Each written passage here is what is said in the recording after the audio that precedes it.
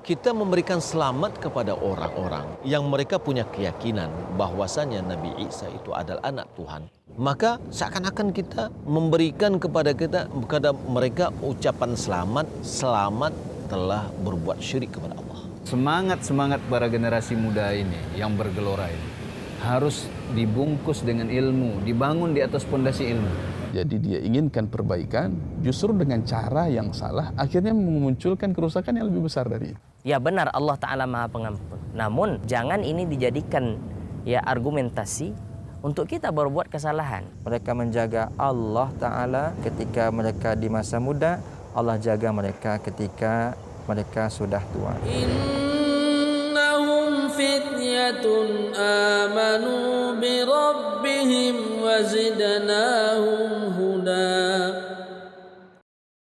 Assalamualaikum warahmatullahi wabarakatuh. Innal hamdalillah nahmaduhu wa nasta'inuhu wa nastaghfiruh wa na'udzu billahi min shururi anfusina wa min sayyiati a'malina may yahdihillahu fala mudilla lahu wa may yudlil fala hadiyalah. Asyhadu an la ilaha illallah wahdahu la syarika lah wa asyhadu anna Muhammadan abduhu wa rasuluh sallallahu alaihi wasallam la nabiyya ba'da amma ba'du. Pemirsa Ngobrol Santai bareng Ustadz dimanapun berada dan pemirsa Surau TV, rasa malu merupakan akhlak yang mulia. Malu merupakan benteng bagi kita dari berbagai perbuatan-perbuatan kemaksiatan. Jika rasa malu telah hilang dari diri kita, maka kita tidak akan segan-segan lagi untuk melakukan perbuatan maksiat seperti berzina, durhaka kepada orang tua, dan lain-lainnya. Di zaman kita yang seperti ini, seiring perkembangan teknologi, banyak dari kita yang terjerumus ke dalam maksiat karena telah hilangnya rasa malu. Nah, bagaimana sih sebenarnya Islam memandang rasa malu ini? Dan apakah malu ini merupakan akhlak yang sangat ditekankan di dalam agama Islam? Insya Allah pada kesempatan kali ini kita akan membahas dalam program Ngobrol Santai bareng Ustadz dalam tema Jika Malu Telah Hilang bersama guru kita Al-Ustadz Asmo Nurujal LC Hafizahullah Ta'ala. Assalamualaikum Ustadz. Waalaikumsalam. Bagaimana kabarnya Ustadz? Alhamdulillah. Alhamdulillah, baik. Masya Allah Ustadz, semakin segar aja nih Ustadz. Alhamdulillah. Alhamdulillah. Masya Allah Ustadz, sekarang suasananya luar biasa nih Ustadz. Ada buah anggur, kemudian ada buah tin juga nih Ustadz. Ya, kita lagi di mana nih Ustadz? Ini di di pembibitan, kalau nama tempatnya ini Pinang Jaya. Pinang Jaya. Anggur ya. Dia tempatnya di Pinang. Satu bagian kecil dari Sanyang Baka. Masya Allah, Sanyang Baka. Kampung Ustadz ya saya? Kampung kita. Jadi Masya Allah pemandangannya di belakang ada musola ya. Iya. Dan di depan kita ada danau. Ada danau Singkarak ya Ustadz. Di tepi danau Singkarak ya Ustadz. Iya. Masya Allah. Tentu ini nikmat yang luar biasa dari Allah. Alhamdulillah. Alhamdulillah. Allah tumbuhkan tanaman-tanaman yang bermanfaat bagi kita ya Ustadz. Alhamdulillah. Masya Allah. Insya Allah Ustadz, di episode kali ini nih Ustadz, pembahasan kita adalah terkait dengan rasa malu nih Ustadz. Iya. Nah tentunya kita ketahui bahwa setiap orang itu seharusnya memiliki rasa malu ya Ustadz. Betul. Memiliki rasa malu. Tapi malu yang bagaimana gitu ya Ustadz. Iya. Nah malu dalam Islam itu sebenarnya dijelaskan bagaimana sih Ustadz? Karena kan kita sering mendengar bahwa malu itu identik dengan sesuatu yang lemah, penakut, dan lain-lain ya Ustaz. Nah, dalam Islam sendiri, agama kita, bagaimana malu itu didefinisikan Ustaz? Iya, baik. Rasa malu dalam Islam itu justru kedudukannya termasuk kedudukan yang mulia. Sehingga Nabi SAW memasukkan rasa malu adalah bagian dari iman. Masya Allah. Ya, bagian dari iman. Ya, dalam hadis Syu'abul Iman itu, ya Nabi SAW bersabda bahwa al-iman bid'un wa sab'una aw wa sittun syu'bah. A'laha qawlu la ilaha illallah wa adanaha imatatul adha 'anit tariq. Ya, wal haya'u syu'batun minal iman. Nah, perhatikan hadis riwayat Imam Muslim nih ya. Nabi sallallahu alaihi wasallam bersabda bahwa iman itu ada 70 lebih cabang atau 60 lebih cabang. Yang paling tinggi adalah ucapan la ilaha illallah, kalimat tauhid. Ya. Ini mewakili amalan lisan. Nah, Ustaz. Ya. Kemudian dan yang paling rendah menyingkirkan gangguan dari jalan. Ya. Ini mewakili amalan anggota badan. Nah, Ustaz. Ya. Kemudian wal haya'u syu'batun minal iman. Rasa malu adalah salah satu cabang dari iman. Ini mewakili amalan hati. Dari sini jugalah para ulama kita mengatakan iman itu tidak hanya di hati, tapi dia juga mencakup amal lisan dan amalan Perbuatan. anggota badan. Anggota badan. Nah, gitulah. Sehingga definisi para ulama kita terhadap iman adalah al-i'tiqadu bil qalbi wal qawlu bil lisani wal amalu bil jawarihi, ya. Yazidu bit ta'ati wa yanqusu bil ma'siyah. Yaitu meyakini dengan hati, ya, kemudian mengucapkan dengan lisan dan mengamalkan dengan anggota badan. Ada dalam hadis tadi semuanya itu. Maka dicontoh oleh Nabi sallallahu alaihi wasallam 3 jenis itu. Nah, rasa malu menduduki kedudukan yang tinggi. Ya. Karena rasa malu ini sebenarnya adalah satu fitrah yang Allah berikan pada setiap manusia. Makanya anak-anak kecil kalau dia tidak dirusak rasa malunya, dia tetap memiliki rasa malu terhadap hal-hal yang buruk. Fitrah. Ya, fitrah. Sehingga para ulama kita menjelaskan diantaranya Ibnu Hajar yang maknanya seperti ini. Rasa malu itu adalah suatu dorongan kekuatan dalam hati yang menahan seseorang melakukan sesuatu yang tercela dan mendorong dia untuk menunaikan hak yang lain. Ya, gitu. Malu dia kalau tidak menunaikan hak orang, malu tidak menepati janji, malu tidak menunaikan hak Allah, ya. Malu kalau dia berbuat sesuatu yang gara-gara itu dia akan tercela.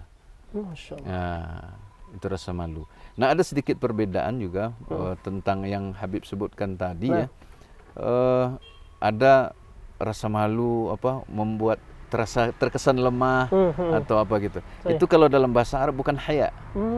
Itu khajal. Khajal. Beda ya? Beda. Jadi haya itu juga berasal dari kata hayat, hidup. Makanya rasa malu itu membuat seorang itu hidup dalam arti yang benar. Ya. Nah, kalau khajal itu dia malu melakukan sesuatu yang baik dan dia merasa tidak mampu, merasa lemah, ya. Nah, itu khajal namanya. Tapi kalau haya itu selalu bermakna positif sebenarnya, rasa malu. Makanya dalam bahasa Arab itu kan disebut haya, ya. Sehingga Nabi SAW menyebutnya wal haya'u syu'batun minal iman. Sehingga rasa malu itu disebut haya dalam bahasa Arab karena dia adalah bagian dari kehidupan yang betul-betul membuat manusia itu hidup dalam arti yang sebenarnya. Nah, kehilangan rasa malu ini sebenarnya seseorang kalau sudah kehilangan rasa malu, dia sudah mati dalam hidupnya. Sehingga sisi manusianya itu lenyap. Iya, ya, gitu. Karena memang sudah fitrah manusia itu seharusnya memiliki rasa malu. Betul. Nah, sekarang Ustaz, terkait dengan rasa malu ini, Ustaz, ada nggak Ustaz klasifikasinya gitu, Ustaz? Malu yang diperbolehkan atau penempatan rasa malu itu bagaimana, Ustaz? Dan juga malu mungkin yang tidak diperbolehkan, gitu, Ustaz. Baik, secara garis besar ya artinya. Yang dianjurkan itu betul adalah rasa malu melakukan hal-hal yang buruk menurut syariat, menurut fitrah manusia. Itu dibutuhkan agar manusia itu tetap berada di dalam derajatnya yang mulia, ya. Nah, ini yang tidak boleh hilang, ya. Nah, ini yang tidak boleh hilang. Nah, jangan sebaliknya, rasa malu yang tercela adalah malu berbuat kebaikan, malu meninggalkan keburukan. Ini yang tercela. Akhirnya dia malah melakukan hal-hal yang tidak baik. Ada hadis Nabi SAW, ya, bagaimana dalam riwayat Imam Bukhari kalau tidak salah itu, inna mimma adrakan nasu min kalamin nubuwatil ula, ya, idza lam tastahi fasna ma syi'ta. Sesungguhnya di antara yang sudah dikenal oleh manusia dari ucapan kenabian pertama adalah, berarti ini sudah lama sejak awal manusia ini, ya. Jika engkau tidak malu, ya, maka berbuatlah sesukamu. Hadis ini bukan perintah kita berbuat sesuka hati kita, tapi ini sebenarnya adalah ancaman, ya, ya, dan celaan pada orang yang tak punya rasa malu. Artinya orang yang sudah hilang rasa malu, dia akan berbuat sesuka hatinya, tidak lagi mengenal norma-norma, tidak lagi mengenal nilai-nilai kemuliaan sebagai seorang manusia. Maka kita lihat ketika itu terjadi, yaitu rasa malu yang hilang, maka muncullah hal-hal yang tercela yang kemudian dianggap itu biasa. Nah, Nah, Masya Allah. Tentu ini hal yang sangat perlu diperhatikan Ustaz ya. betul. Dalam berbuat kebaikan jangan sampai ada rasa malu gitu Ustaz, Iya, untuk betul. berbuat kebaikan. Namun malulah untuk berbuat kemaksiatan. Iya. Ustaz. Masya Allah. Tapi Ustaz, ada nggak Ustaz satu kisah atau contoh yang pernah terjadi gitu Ustaz di zaman Rasulullah atau maupun zaman sahabat gitu Ustaz ya, yang memperlihatkan bahwasannya di zaman itu rasa malu itu memang sangat dijaga gitu Ustaz. Betul. Memang sangat ditunjukkan gitu Ustaz. Ada nggak Ustaz? Ada, sangat banyak sebenarnya kisah-kisah itu. Rasa malu ini adalah suatu hal yang dominan pada para sahabat gitu. Tapi tidak menghalang mereka dari kebenaran. Benar. Ya, tidak menghalang mereka dari kebenaran. Rasa malu yang baik. Pernah seorang sahabat menasihati saudaranya yang pemalu. Dilihat oleh Nabi SAW ya, maka biarkan dia dengan rasa malunya. Sungguhnya rasa malu itu al-haya'u khairun kulluhu. Rasa malu itu baik semuanya. Ya. Kemudian kisah-kisah yang lain seperti Utsman bin Affan radhiyallahu anhu. Beliau ini saking pemalunya, malaikat pun malu kepada beliau. Gitu ya. Juga Ali bin Abi Thalib, seorang pahlawan pemuda yang pemberani gitu. Beliau juga malu. Beliau bertanya kepada Nabi sallallahu alaihi wasallam karena malu mengingat kemuliaan kedudukan Fatimah di sisi Nabi sallallahu alaihi wasallam. Beliau enggak berani langsung pada Nabi sallallahu alaihi wasallam. Padahal beliau juga sepupu dengan Nabi sallallahu alaihi wasallam. Lalu beliau utus sahabat beliau Al-Aswad kalau enggak salah untuk bertanya ya tentang suatu perkara. Ya, masalah madhi. Ya. Karena apa? Ada rasa malu pada diri Ali mengingat Fatimah adalah anak Nabi sallallahu alaihi wasallam. Banyak sekali kisah juga ketika Aisyah radhiyallahu anha. Beliau istri Nabi sallallahu alaihi wasallam, ibu orang-orang beriman, ibu kita. Ketika Nabi sallallahu alaihi wasallam meninggal, dikuburkan di kamar beliau. Kemudian Abu Bakar radhiyallahu anhu juga meninggal, dikuburkan di kamar beliau. Aisyah memasuki kamar seperti biasa.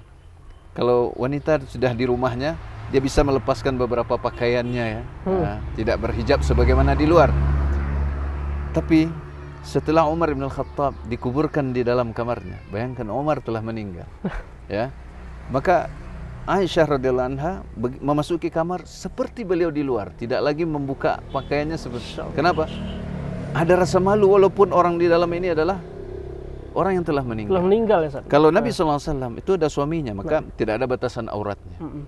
Adapun Abu Bakar adalah ayahnya, masih ada kelonggaran, mahramnya. Ya. Tapi Umar bukan siapa-siapanya.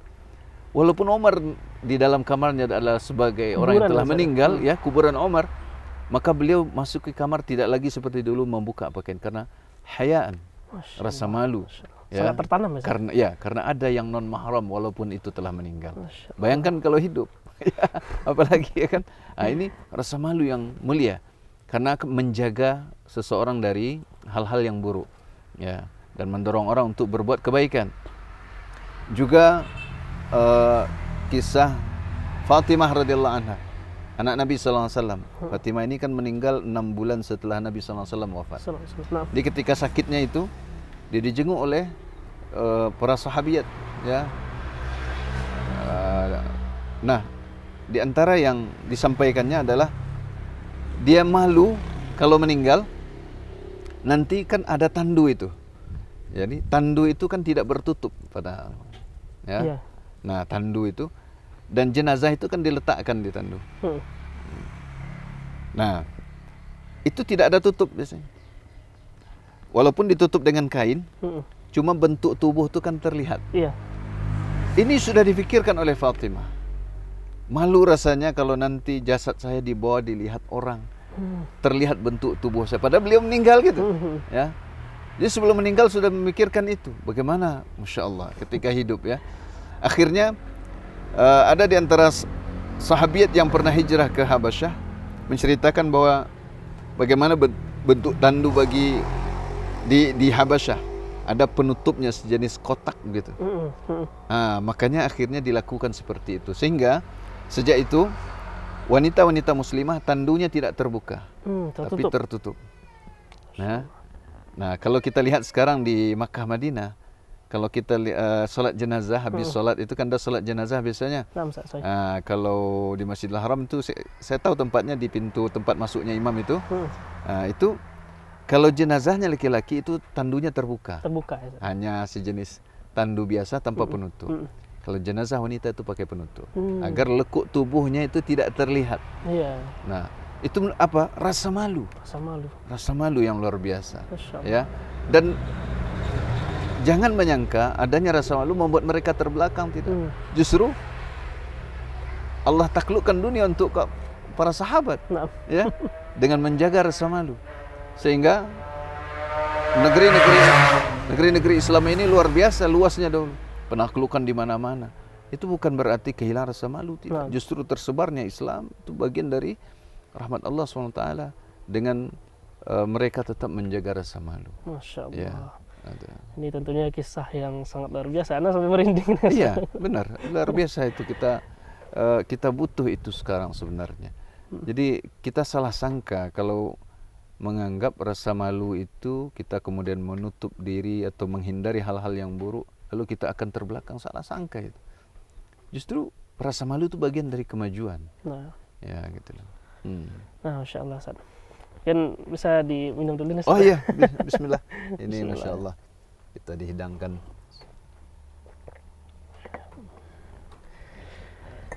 Ya. Masih terkait dengan hal malu ini, Ustaz. Sebagaimana yang Anda sebutkan tadi, Ustaz, ya. Di zaman sekarang itu kan informasi itu sangat mudah kita dapatkan, Ustaz. Oh iya. Bahkan apa yang terjadi di Eropa sana atau di Amerika sana tidak hanya sekedar informasi, namun budaya-budaya di sana mulai terjadi dan kita amalkan juga, Ustaz. Sebagian orang mengamalkan, dalam artian mencimplak lah gitu, Ustaz. Iya. Nah, sekarang ada suatu tren di mana anak-anak muda, Ustaz, secara khusus mulai dari umur-umur SMA atau umur-umur yang sudah balik gitu, Ustaz. Iya, iya. Laki-laki dan perempuan, mereka ini melakukan kegiatan yang kita sering kenal dengan penampilan busana atau catwalk gitu, Ustaz. Iya, iya, iya, Istilah iya. kerennya gitu, Ustaz, ya. Iya. Namun kegiatan ini dilaksanakan di zebra cross gitu, Ustaz. Yang mana kita ketahui itu adalah tempat umum. Yang juga pakaian-pakaian yang digunakannya ini adalah pakaian yang membuka aurat, Ustaz. Na'udzubillah. Membuka aurat di Ya. tengah umum wanita gitu, Ustaz. Dan sudah balik gitu, Ustaz. Nah, sebenarnya hal ini bagaimana sih, Ustaz? Kita melihatnya dan mungkin nasihat juga untuk pemuda dimanapun berada atau pemudi gitu, Ustaz. Iya. Baik, pertama saya melihat ini adalah suatu hal yang terjadi secara global sekarang. Transfer budaya, ya. Iya. Transfer budaya.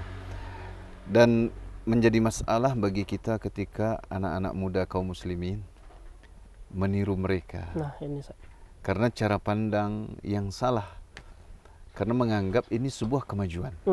Ya. Tren gitu ya. Ya, jadi adalah salah besar kalau kita menilai kemajuan teknologi, ya, itu adalah berangkat dari hilangnya rasa malu. Salah besar. Karena tak ada hubungan sebenarnya penampilan-penampilan dengan aurat terbuka, pakaian yang tidak layak itu dengan kemajuan teknologi. Iya. Ya, tidak ada hubungannya. Nah, sehingga kalau itu dikatakan bagian dari kemajuan, salah besar. Ya. Nah, cara pandang ini harus kita perbaiki dulu. Agar apa? Apapun nanti yang datang dari sana, jangan dianggap itu sebagai sebab kemajuan mereka dari sisi teknologi. Nah, Ya. Karena itu hal yang terpisah sebenarnya, tidak ada hubungannya. Ya. Justru itu bagian dari imbas kemajuan teknologi kadang. iya. Ya. Sehingga hal-hal buruk itu tertransfer ke daerah-daerah yang sebenarnya tidak mengenal masalah itu. Dan ini tidak hanya berkaitan dengan ini sudah balik, kalau belum balik boleh enggak? Bahkan anak-anak kecil pun jangan diajarkan hal seperti itu. Iya. Berlenggak-lenggok, ya, baik di tempat terbuka maupun di tempat tertutup. Karena hal itu menyelisihi fitrah manusia. Menyelisihi rasa malu tadi. Apalagi anak kecil, ya mungkin awalnya dia kecil diajarkan berpakaian yang tidak pantas. terus disuruh berlenggak-lenggok, itu udah mengikis rasa malunya. Sampai dewasa. Juga akhirnya akan habis, gitu loh. Makanya sekarang muncul orang-orang yang berbuat di depan masyarakat, di depan manusia, seakan-akan tidak ada orang lain. Nah, itu Ustaz. Nah, ini berbahaya bagi eksistensi manusia itu sendiri, ya, dan nilai-nilai yang dianut oleh manusia, ya. Dan kalau ini terjadi, maka akan terjadi apa saja yang mereka lakukan di depan umum. Ya. Tentu rasa malu ini akan terkikis gitu. Habis nanti. Nah, kalau sudah habis, ya kita akan menghadapi bahaya. Malu berbuat jahat. Ya bukan soal hanya menampilkan aurat. Rasa malu berbuat jahat di depan masyarakat, depan umum sekarang pun juga sudah terkikis. Iya. Dan itu akan terjadi banyak sekali kejahatan dan manusia akan diam. Ya. Berbahaya. Gimana siang hari di depan manusia, di dalam bis orang ramai, kejahatan terjadi. Lihat bagaimana pelecehan seksual terjadi di angkutan umum sekarang, di tempat-tempat terbuka. Ini baru sedikit sudah menimbulkan bahaya yang sangat besar bagi kehidupan kita sebagai bangsa, terutama di negara kita ini. Iya. Apa mungkin kita menyelesaikan kalau kasus ini terlalu banyak? Apa mungkin diselesaikan dengan pengadilan dan aparat kita? Mereka juga akan kewalahan. Iya. Ya, tidak semudah itu menyelesaikan perkara-perkara seperti ini. Yang paling aman itu adalah adanya rasa malu pada kaum wanita terutama, pada kaum laki-laki, sehingga mereka tidak berbuat, tidak berani berbuat yang buruk. Iya. Masya Allah, tentunya ketika rasa malu ini telah hilang, Ustaz, imbasnya itu sangat banyak ya, Ustaz. Betul, banyak sekali. Baik dari segi keamanan, seperti yang saya sampaikan tadi, ketika wanita itu sudah membuka aurat, pasti laki-laki akan tergoda gitu. Betul. Timbul niat untuk berbuat jahat. Dan yang susah aparat juga gitu. Dan lebih luas lagi, bukan hanya soal masalah kejahatan seksual gitu ya, pelecehan. Masalah keamanan lain. Malu sekarang hilang. Sehingga masuk masjid orang nggak malu membobol kotak masjid. Nah, ini ya, mencuri properti masjid. Nah, itu bayangkan bagaimana rasa ini begitu lenyapnya dari hati sebagian orang sehingga dia tidak punya lagi kendali diri. Sampai di masjid dia berbuat, ya. Sampai terjadi kasus juga perbuatan tidak senonoh di toilet masjid. Ya. Macam-macam lah. Ya. Ini luar biasa. Kalau masjid yang secara fitrah manusia, kaum muslimin terutama, begitu agung rasanya tempat ini, sudah tidak ada rasa malu bagi mereka di situ berbuat yang buruk. Bagaimana di selain masjid? Ya. Bahkan yang lebih parah nih, Ustaz, masih berhubungan dengan kegiatan tadi ya, Ustaz. Yeah. Fashion week itu, Ustaz. Yeah. Kaum laki-laki, Ustaz. Kaum laki-laki yang menggunakan pakaian wanita. Allah Akbar. Dan juga ikut berlenggak-lenggok, Ustaz. Ini tentunya sebagaimana episode yang sebelumnya yang pernah kita bahas, Ustaz. Ini tentunya mengampanyekan yang namanya LGBT gitu, Ustaz. Oh iya. Ini mau nasihatnya terkait hal ini, Ustaz. Baik, ini perbuatan seperti ini sudah diwanti-wanti oleh Nabi sallallahu alaihi wasallam. Beliau sudah melaknat laki-laki yang menyerupai wanita dan wanita yang menyerupai laki-laki. Ya. Kenapa? Karena ini suatu perbuatan yang tercela. Karena laki-laki itu harus tetap berada dalam fitrahnya sebagai laki-laki dan wanita harus tetap dalam fitrahnya sebagai wanita. Dengan itulah kehidupan ini berjalan seimbang dengan baik, gitu loh. Kalau yang laki-laki sudah ke wanita-wanitaan dan wanita sudah ke laki-lakian, ini sudah terbalik semua. Maka ini menimbulkan gejolak sosial dan bahaya sosial. Bahaya secara psikologi itu juga akan timbul. Dengan itu efek lanjutannya muncullah seperti yang disebut LGBT sekarang ini, ya, sehingga terjadi ketimpangan dalam kehidupan manusia dan nilai-nilai moral, nilai-nilai akhlak itu dilabrak habis. Ya. Dan salah satu hal yang membesarkannya adalah sikap masyarakat kita terhadap mereka. Dianggap ini sesuatu yang lucu awalnya, sehingga lama-lama diterima. Terbiasa, lalu diberi hak kebebasan. Nauzubillah. Ini sangat membahayakan. Ya. Maka harus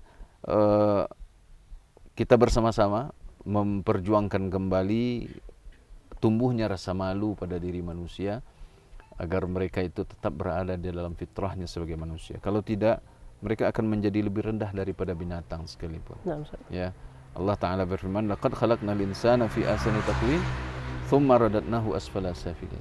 Sungguh benar telah kami ciptakan manusia dalam sebaik-baik penciptaan. Allah muliakan manusia.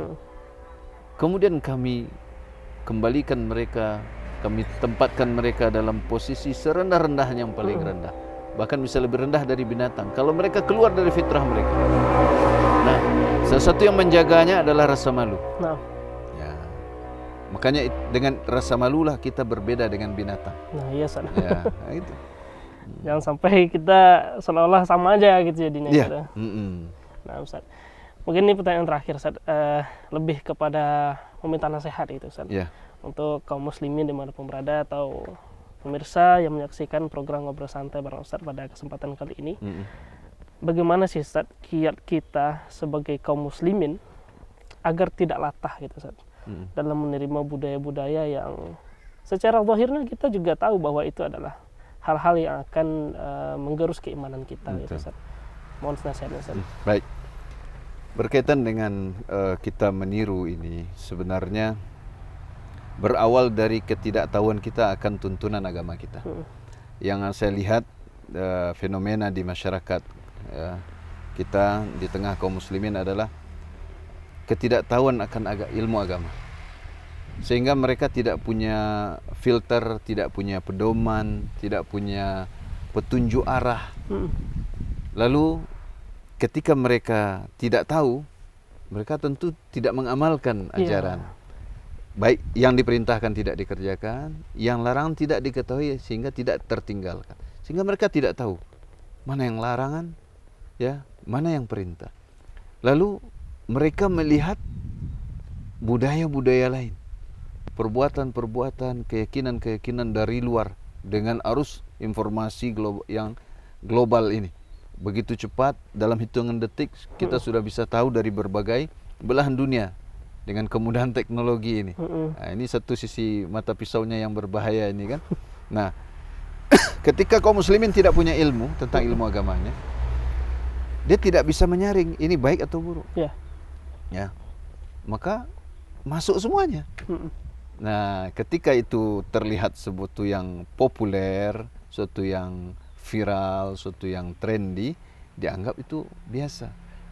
Nah, disinilah jebolnya sebagian besar kaum muslimin, sehingga mereka begitu mudah menerima hal-hal yang buruk dari negeri-negeri kafir ini, dianggap sebagai sebuah kemajuan. Nah, dengan ilmulah kita bisa membedakannya.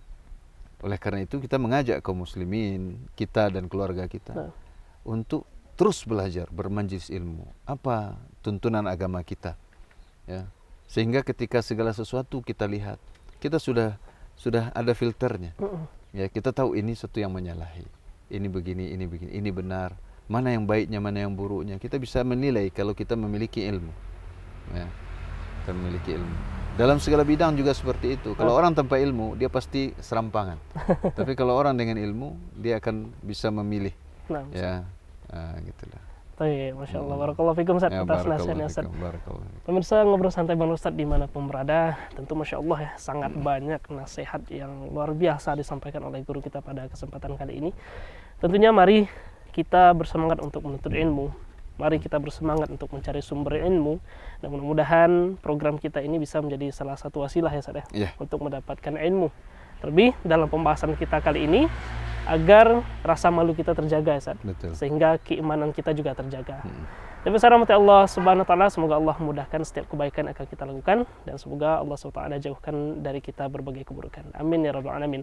Marilah kita akhiri program kita pada kesempatan kali ini yang mengucapkan doa kafaratul majelis. Subhanakallahumma wabihamdika asyhadu an la ilaha illa anta astaghfiruka wa atubu ilaik. Wassalamualaikum warahmatullahi wabarakatuh. Waalaikumsalam. Masyaallah, barakallahu fikum, Ustaz. Barakallah. Fadhal, Ustaz, disantap, Ustaz.